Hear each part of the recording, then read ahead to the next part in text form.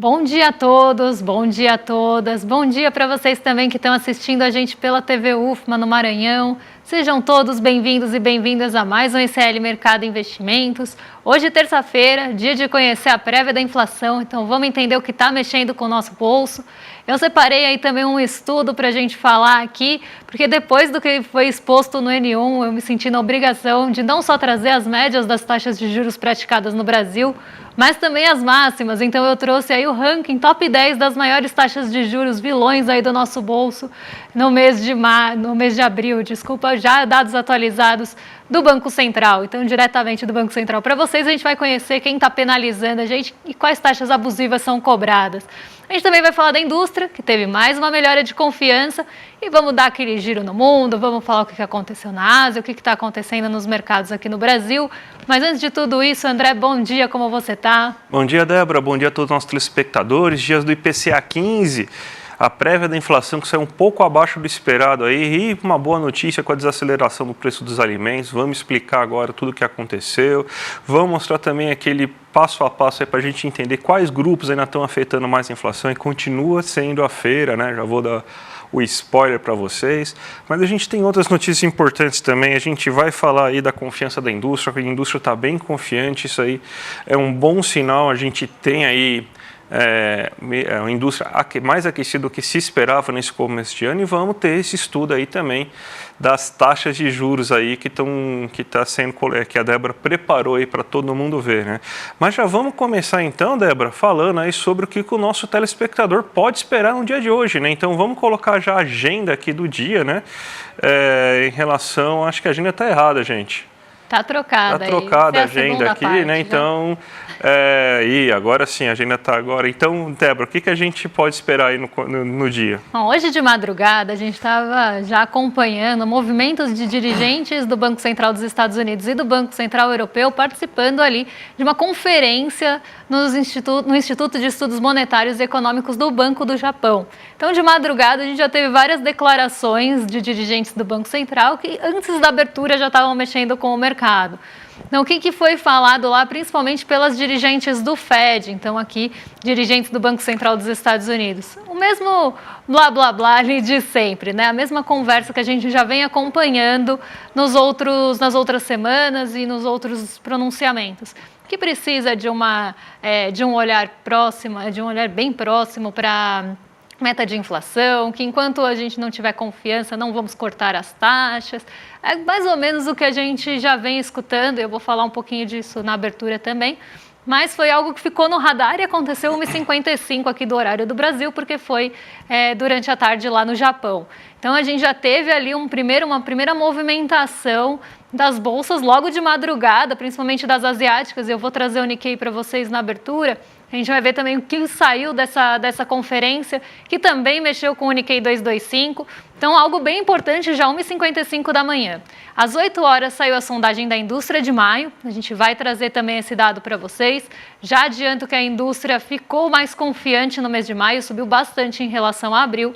E a gente vai ver de onde veio essa melhora de expectativa do setor industrial. Saiu o IPCA 15 de maio, então a prévia de inflação que mede ali os 15 últimos dias do mês de abril e os primeiros 15 dias de maio. Então vamos ver aí nessa medição o que está mexendo com o nosso bolso. O André já contou aí, já deu spoiler que a feira continua vilã, mas vamos ver aí o que mais está mexendo aí com o bolso do brasileiro.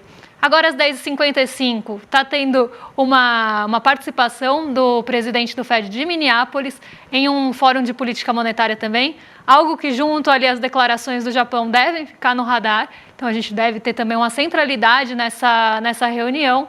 E aí durante a tarde a gente tem o restante da agenda aí a partir das 11 horas, que vocês até já viram um pequeno spoiler, pode mudar aí para o pessoal de casa acompanhar a gente, porque a gente tem 11 horas índice de confiança do consumidor de maio. Então agora vai sair esse índice do consumidor de maio dos Estados Unidos.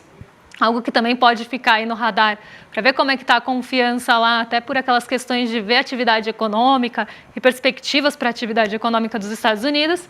E depois, no final do dia, mais dirigentes do Banco Central falando. Então, hoje a gente tem vários dirigentes na volta do feriado aí falando. Eles têm potencial para mexer com as expectativas dos juros, algo que a gente já viu acontecendo em outros dias. E hoje vários vão falar. Então, isso deve ficar bastante no radar, até porque a agenda está mais esvaziada, tirando a confiança do consumidor de maio. Nada sai lá nos Estados Unidos, então isso deve ganhar um peso ainda maior por esse motivo. E ao longo do dia a gente tem a divulgação do CAGED com geração de empregos formais no mês de abril aqui no Brasil. Essa é a nossa agenda de hoje. Vamos então começar nosso giro de mercado. Eu não sei se a gente tem a notícia aí do dia aí para passar para vocês, é aquela que vai falar sobre as bolsas, mas entre no icl.com.br aí para você observar, para você saber tudo o que aconteceu, tudo o que está acontecendo, o que esperar, o que já aconteceu. Mas ontem o mercado dos Estados Unidos estava fechado, né? Então a Ásia operou sem essa liquidez nos mercados norte-americanos, né? Então um dia parado lá, né? Um dia parado, assim como foi aqui no Brasil e nos mercados europeus, e sem a referência de Nova York, os mercados eles perdem a liquidez e esse ritmo de negociação, então o ritmo acaba caindo de uma forma geral. E o Nikkei 225, ele caiu junto com o ritmo, ele caiu 0,11% ontem, né, na verdade, nessa madrugada, e a gente tem alguns motivos para isso, não só a queda da liquidez e menor volume, vamos falar assim que é melhor, de negociações, mas a gente tem lá no Japão outro fator. A gente estava falando daquele evento que teve no Japão ali em relação à política monetária, e nesse evento falou o vice-presidente do Banco do Japão de desafios que o Japão deve ter nesse momento que as taxas de juros ainda estão altas no mundo, e o Japão ele tem uma política que é até chamada de ultracomodatícia, ele está deixando de ter essa política agora. Teve uma primeira elevação de juros em 17 anos, e aí o Banco do Japão está vendo um desafio nesse cenário de como lidar com as taxas de juros japonesas diante desse cenário de juros mais altos nos Estados Unidos, por exemplo, que a gente está vendo. E aí isso também trouxe, né, depois dessa fala, e depois dessa fala conjunta ali com outros dirigentes de bancos centrais de uma forma global, a gente teve um aumento das expectativas para os juros de 10 anos no Japão, algo que não se via há 12 anos. Então, a gente teve uma alta ali para 1,02% ao ano, então a taxa de juros lá é bem baixa, esteve negativa por muito tempo, e a expectativa para a taxa de juros subiu para esse patamar que não era visto em 12 anos. E isso também diminuiu o apetite pelo risco. Então, a gente já estava com uma liquidez diminuída, um volume de negociações menor no continente asiático de uma forma geral, não tinha referência de Nova York e ainda teve essa conferência de política monetária que todos esses pontos foram trazidos. E aí as expectativas de juros subiram, a gente sabe que isso diminui o apetite pelo risco, e o Nikkei 225 hoje caiu 0,11%, trazendo aí um ponto de atenção na Ásia, por isso que trouxe ele, mas justamente por esse movimento dos juros lá no Japão. Vamos agora para o Brasilzão, né? Porque o IPCA 15 saiu agora de manhã, às 9 horas da manhã, foi divulgado pelo IBGE, e a gente tem aqui algumas notícias interessantes para tratar aí sobre ele, né? Então o IPCA 15 ficou em 0,44% em maio, o mercado estava esperando 0,47%, né? A gasolina foi a grande vilã aí do mês, as passagens aéreas também foram grandes vilãs, então a gente teve aí esses dois fatores aí influenciando mais agora no IPCA 15. Porém, o grande vilão do começo desse ano, né, pelo menos dos 4 primeiros meses desse ano, que foram os alimentos, começaram a arrefecer, ou seja, eles começaram a desacelerar agora nesse momento. A gente até preparou um gráfico para vocês para ver o que caiu, o que subiu, então quais foram os grandes vilões. Então a gente teve essa alta de 0,44% aí nesse mês, só que olha que interessante, o arroz e feijão que vinha subindo aí, a gente já viu no último mês aí o arroz ia caindo, então o feijão também caindo, e eles voltam a cair bastante agora. Você tem então o momento da colheita agora no Rio Grande do Sul, mesmo com aqueles problemas, e também foi anunciado também importação, caso necessária, do arroz. Então, mesmo se você tiver problemas de logística para para você conseguir aí transportar o arroz, a gente vai ter então esse arroz importado que vai acabar abastecendo o mercado aí nesse momento. Então o arroz e o feijão tiveram uma queda. O que tá elevando os preços novamente são aqueles itens que são produzidos nos grandes centros urbanos. A gente ainda está com uma condição climática ainda um pouco desfavorável, que está elevando aí os custos de produção, está tornando as safras menos produtivas, a qualidade dos bens também está bem menos produtiva. Então você vê, ó, batata subiu agora 3,57, cebola subiu 16,05, cenoura subiu 9,43, hortaliça subiu 2,23, mas então, tirando esses itens que a gente observa e compra na feira livre, os demais a gente teve queda. Frutas caíram, carnes caíram, farinha de trigo caiu, aves e ovos, um leve aumento. O leite, sim, o leite aumentou novamente 1,94%, mas a gente começa a ver diversos itens alimentícios que estavam subindo aí de preço nos últimos meses, melhorando aí suas condições. O que cresceu aí nesse último mês foi justamente combustíveis veiculares e também produtos farmacêuticos. A gente teve aí no começo aí do mês, no final aí do mês de abril, e a gente captura isso aí no IPCA 15, né, porque ele é do dia 15 até o dia 15, produtos farmacêuticos foram reajustados. Então, em média, você teve um reajuste de pelo menos 1,9% aí dos produtos farmacêuticos. A gente sabe que tem produto farmacêutico que teve reajuste de 2%, 3%, 4%, mas em média você teve essa alta de 1,9%, tanto que o grupo saúde foi aquele grupo que mais foi impactado aí nesse momento, né? Então, você tem justamente pelo preço dos medicamentos aí sendo divulgados, né? E você também tem os combustíveis que acabaram tem um aumento do preço. A gente tem aqui, por exemplo, ó, o gasolina subiu 1,94%, né, 1,9%, perdão. O etanol subiu bastante, então você tem que mais açúcar está sendo exportado, então os usineiros eles preferem exportar o açúcar porque o preço da commodity está melhor no mercado internacional, então eles produzem menos etanol. O etanol fica mais caro aqui, então o etanol ele segue muito a lógica do preço das commodities, então é diferente, por exemplo, não tem reajuste da Petrobras nem nada. A gasolina está subindo mesmo sem reajustes anunciados, está subindo os postos de gasolina, lembrando que os postos podem praticar o preço que eles quiserem aí, dependendo do que eles querem, né? Então, teve esse aumento dos postos e o diesel subiu 0,37. Então, se a gente for apontar culpados esse mês, Débora, é uma mistura de preço de medicamentos, preço de transportes, né, principalmente veiculares, a gente não colocou aqui, mas a passagem aérea subiu 6%, então, mas não é uma coisa que a gente consome todo dia, então afeta mais as pessoas com maior renda, mas a passagem aérea subiu, e a gente tem importantes quedas de alimentos ainda, né? Então é isso aí que aconteceu, né?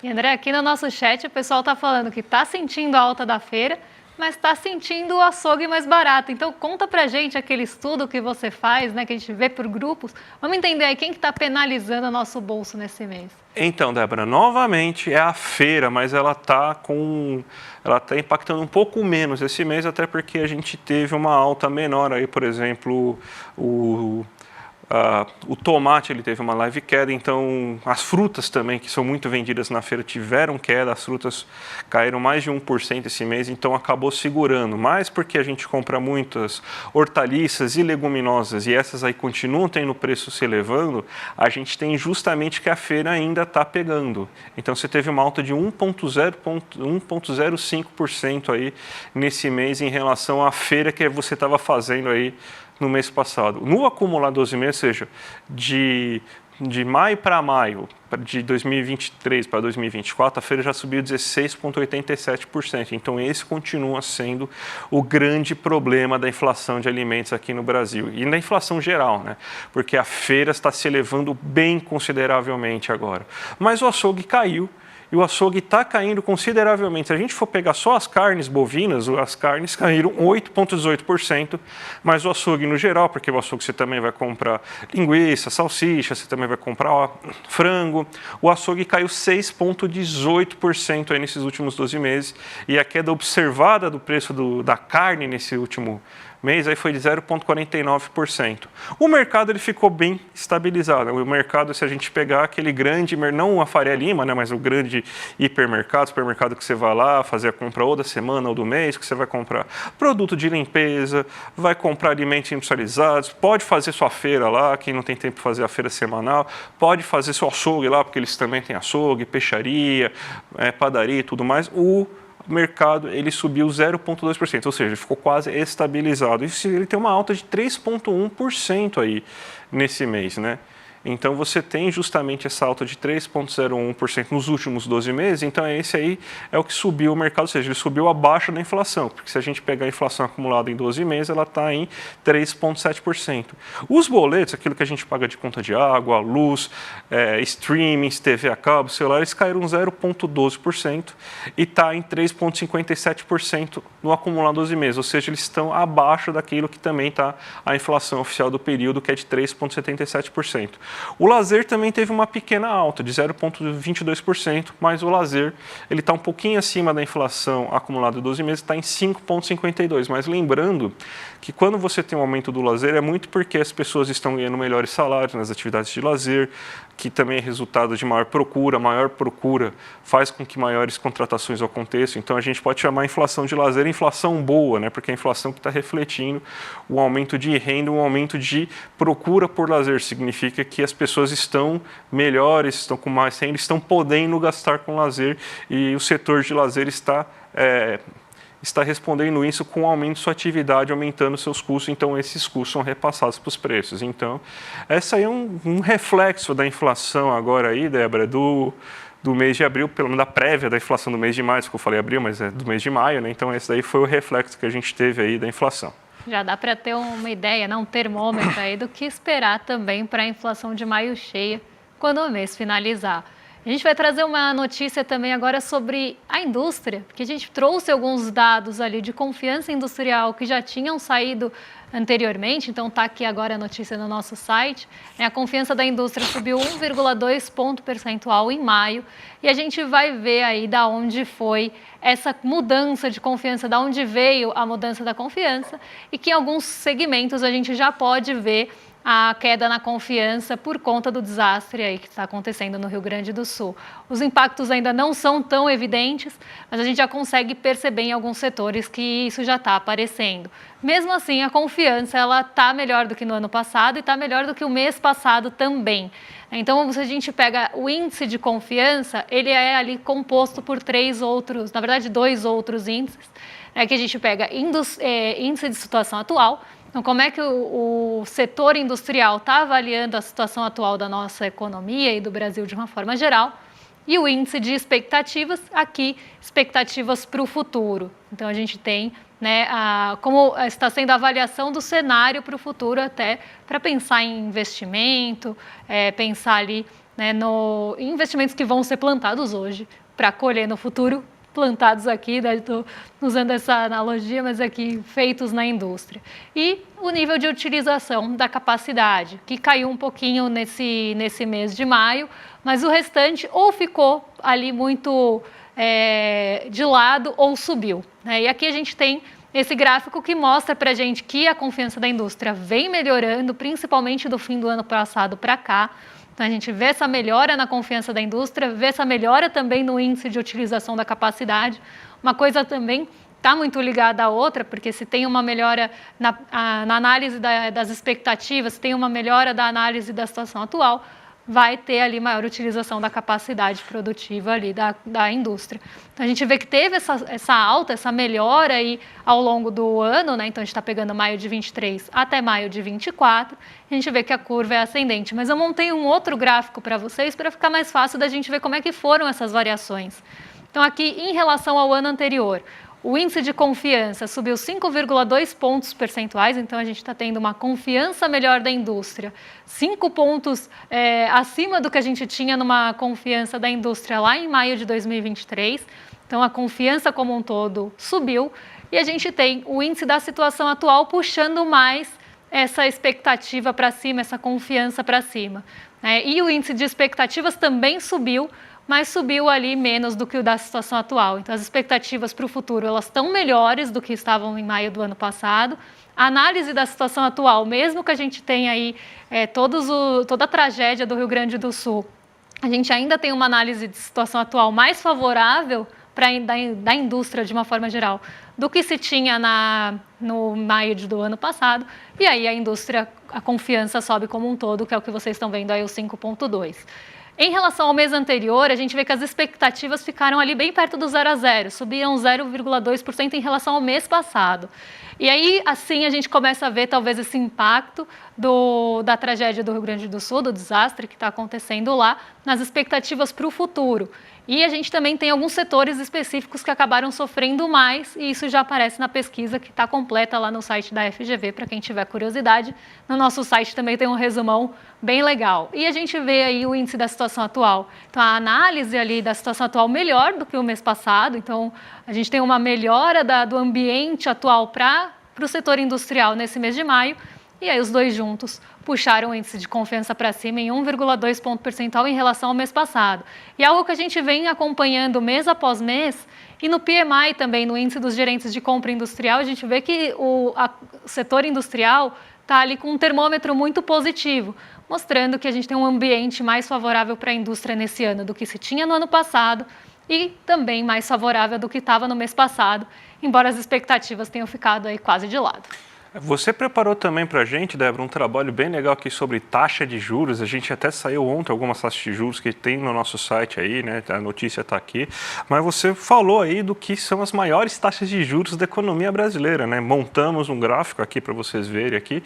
Então, Débora, quais são os campeões aí das taxas de juros aqui no Brasil? Vamos dar nome aos bois, porque esse dado é aberto, esse dado está lá no Banco Central para quem quiser ver. E aí eu fiz um ranking, né? Eu peguei ali do maior para o menor e fiz o ranking das 10 maiores taxas de juros aqui do Brasil. Então, nossos vilões, seja no cartão de crédito, no cheque especial ou no crédito parcelado, naquele cartão de crédito parcelado, que seria alternativa ao rotativo, eu trouxe ali as taxas de juros ao mês e ao ano para vocês. Eu me senti na obrigação de trazer esses nomes e o que está acontecendo, né? O que a gente tem de dado ali no Banco Central depois daquele escândalo que a gente viu no N1, no ICL Notícias, primeira edição, sobre as taxas de juros cobradas ali naquele empréstimo que você pega no caixa eletrônico, uma taxa impensável e impagável.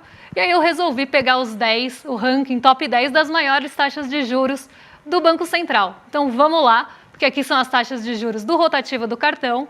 Ontem a gente falou de rotativo do cartão, falou de crédito parcelado, falou de várias taxas, só que aquelas são as médias. E eu até falei, gente, olha, essas são as médias, mas a gente tem taxas que são praticadas muito acima disso. E hoje eu vou aí mostrar para vocês que realmente a gente tem taxas muito acima disso. Então, enquanto a média lá do rotativo do cartão está perto dos 440%, que já é um escárnio, né? Já é um abuso, já é algo impagável, a gente tem aqui os 10 primeiros bancos que tem taxas de juros mais altas no ano. Lembrando que o rotativo é aquele crédito que a gente fica um mês e não consegue rotacionar mais vezes, então não consegue ficar rolando a dívida. Mas a gente vê o cálculo de taxa anual justamente para ter uma base de comparação com outras modalidades de crédito que a gente tem a taxa anualizada assim. Então, a gente vê o Banco Omni aí em primeiro lugar com uma taxa, pasmem, de 1.094,81% no rotativo do cartão, que seria equivalente a uma taxa de 22,96% ao mês. Essa não é a taxa ao ano, essa é a taxa ao mês. Banco Crefisa aí em segundo lugar, eu vou falar pelo menos do top 3, mas aqui eu coloquei todos para vocês acompanharem, para quem tiver também curiosidade no Banco Central, vocês acessam todos esses dados. Banco Crefisa em segundo lugar, com 994,65% de juros ao ano, 22,07% de taxa equivalente ao mês, e Banco Triângulo aí, 993,26% de juros ao ano, 22,06% ao mês. Então, taxas realmente impagáveis, né? E aí isso explica aquela inadimplência de mais de 59% que a gente tem no rotativo do cartão. Porque uma taxa de 1.094% ao ano, ela vai ser impagável. Mesmo, mas é só um mês. 23% ao mês na taxa equivalente. Vamos ver o próximo aí que eu separei para vocês, porque tem mais 2 vilões aí. Eu peguei as maiores taxas normalmente que são praticadas. Agora é o cheque especial, aquele quando você usa o limite da conta. A média era ali perto dos 129%, mas o Banco ABC Brasil cobra 221% ao ano, quase 222%, né? 221,62%. É o primeiro disparado, com uma taxa ali equivalente de 10,22% ao mês. Quando a gente olha o Banco Mercantil, ele é o segundo lugar, 161,93% de taxa anualizada e 8,36% ao mês. Isso deveria, né, ser taxa ao ano, mas aqui ainda seria alto se fosse taxa ao ano, mas aqui a gente está falando de taxa ao mês. E o Banco Triângulo aí de novo aparecendo no top 3, 159,60% ao ano e 8,27% de taxa de juros ao mês. Então aqui é aquele limite emergencial que você usa na conta, se você levasse isso por um ano, você estaria pagando 221% de juros nesse primeiro lugar do ranking das maiores taxas de juros aí do cheque especial pessoa física. E eu trouxe o terceiro, que é o cartão de crédito parcelado da pessoa física. Então, você ficou no rotativo, não conseguiu pagar a fatura toda, pagou o mínimo e rotacionou, então rodou ali a dívida. No mês seguinte, você não pode rodar de novo, você não pode ficar rolando essa dívida. Então, você precisa, normalmente, se você não conseguir pagar de novo, você vai para onde? Você vai para o parcelado no cartão. Então, vamos ver como é que são as taxas cobradas nessa modalidade. A gente tem... Eu acho que aqui é Banco do Estado de Sergipe, exatamente. 706,10% de taxa de juros no cartão de crédito parcelado. Então, ainda acima da média do rotativo, né, gente? Então, 19% ao ano de taxa mensal. A gente tem 625,71% no segundo lugar e no terceiro 457,76% de parcelamento no cartão. Então, se você precisar parcelar o seu cartão, não conseguir pagar ali a fatura inteira e pegar aquele parcelamento para pagar ali por meses, 12 meses, enfim, são essas taxas as maiores que a gente tem aqui no Brasil.